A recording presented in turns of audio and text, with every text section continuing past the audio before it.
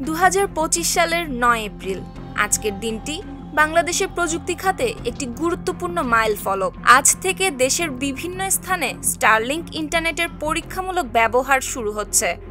Starlink, যা একটি উন্নত স্যাটেলাইট ইন্টারনেট সেবা, তা বাংলাদেশের ইন্টারনেট সেবার ক্ষেত্রে এক নতুন যুগের সূচনা করবে। এদিন ঢাকা শহরে শুরু হতে যাচ্ছে 4 দিনের একটি গুরুত্বপূর্ণ বিনিয়োগ সম্মেলনও। সম্মেলনে 50টিরও বেশি বিদেশি বিনিয়োগকারী অংশ নেবেন, যার মধ্যে চীন, যুক্তরাজ্য, যুক্তরাষ্ট্র, জাপান ও ভারতের বিনিয়োগকারীরা রয়েছেন। 9 এপ্রিল সোমবার প্রধান উপদেষ্টা অধ্যাপক ডক্টর মোহাম্মদ ইউনুস আনুষ্ঠানিকভাবে সম্মেলন উদ্বোধন করবেন এবং স্টারলিংক ইন্টারনেটের পরীক্ষামূলক ব্যবহারের সূচনা করবেন। স্টারলিংক সেবা বাংলাদেশের প্রত্যন্ত অঞ্চলে উচ্চগতির ইন্টারনেট পৌঁছে দিতে সক্ষম হবে। এটি এমন একটি প্রযুক্তি যা দেশের প্রত্যন্ত অঞ্চল, উপকূলীয় এলাকা এবং উত্তরাঞ্চলে নিরবিচ্ছিন্নভাবে ইন্টারনেট সেবা নিশ্চিত করবে।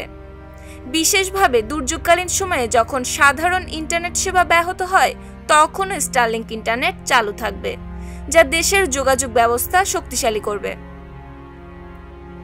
স্টারলিংক সেবা ব্যবহারের জন্য প্রথমে একটি কিট কিনতে হবে, যার মূল্য $349 থেকে $599, বাংলাদেশি টাকায় 43,000 থেকে 74,000 টাকা পর্যন্ত। এছাড়া মাসিক ফি হিসেবে আবাসিক গ্রাহকদের জন্য $120, বাংলাদেশি টাকায় প্রায় 15,000 টাকা প্রদান করতে হবে।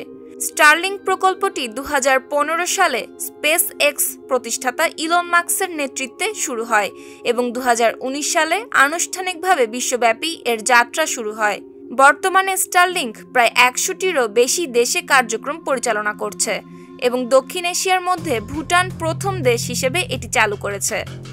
আজকের দিনটি বাংলাদেশের প্রযুক্তি খাতে একটি নতুন অধ্যায়ের সূচনা, যেখানে উন্নত প্রযুক্তির মাধ্যমে দেশের প্রত্যন্ত অঞ্চলে ইন্টারনেট সেবা পৌঁছানো সম্ভব হবে। নিউজ ডেস্ক, শুক্তি রায়, ভোরের আকাশ।